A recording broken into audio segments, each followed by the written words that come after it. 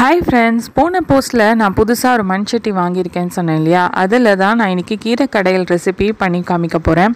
இதுக்கு கடலைப்பருப்பு, உளுத்தம்பருப்பு, வரமிளகா, காரத்துக்கு ஏற்ற மாதிரி ஜீரகம், பெருங்காயம் இதெல்லாம் நம்ம வறுத்து தனியாக எடுத்து வச்சுக்கலாம். முதல் தடவை யூஸ் பண்ணுறச்சு அடுப்பில் டைரெக்டாக மண் சட்டி வைக்கக்கூடாதுன்னு சொன்னாங்க. அதனால் ஒரு டம்ளர் தண்ணி விட்டு அதில் முளைக்கீரையை நல்லா அலம்பி அதை நல்லா நறுக்கி அதில் வச்சு நம்ம அடுப்பில் ஏற்ற போகிறோம். ஸோ கொஞ்சமாக மஞ்சள் தூள் ஆட் பண்ணிக்கிறேன். ஒரு 5 நிமிஷம் கொதிச்சா விட்டு நம்ம ஒரு எலுமிச்சம்பழம் சைஸுக்கு புளி எடுத்து அதை கரைச்சி எடுத்து வச்சுருந்த புளி தண்ணி, உப்பு இதெல்லாம் சேர்த்து ஒரு 10 நிமிஷம் புளியோட பச்சை வாடை போகிற அளவுக்கு கொதிக்க வைக்க போகிறோம். இப்போ நம்ம ஏற்கனவே வறுத்து வச்சுருந்த சாமானெல்லாம் தேங்காய் போட்டு நம்ம அரைச்சி நல்ல மைய விழுதாக எடுத்துக்க போகிறோம்.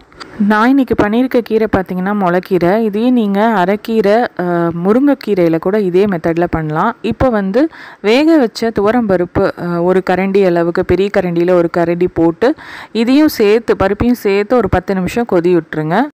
இப்போ இது நல்லா சேர்ந்தாப்பில் கொதிச்சாச்சு. நம்ம அரைச்ச விழுது இருக்கு இல்லையா, அந்த பருப்பு விழுது, அதை இதில் ஆட் பண்ணிவிட்டு நம்ம ஒரு 10 நிமிஷம் போல், ஒரு 8லேருந்து 10 நிமிஷம் போல் சிம்மில் வச்சு நம்ம கொதிக்க விட போகிறோம். கொஞ்சம் அப்படியே திக்கன் ஆகும் பாருங்கள். இந்த மாதிரி தண்ணியாக இருக்கிறது நல்லா திக்காகும்.